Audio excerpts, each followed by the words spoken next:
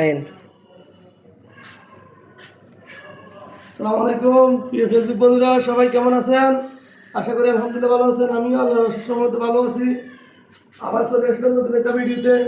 এই যে দেখেন, একটা খাট, বক্স খাট, একদম ডিজাইন করা, হাতে কাজ করা, বার্নিশ একদম নিখুঁতভাবে কাজ করা, খুব সুন্দর একটা ডিজাইনের একটি খাট।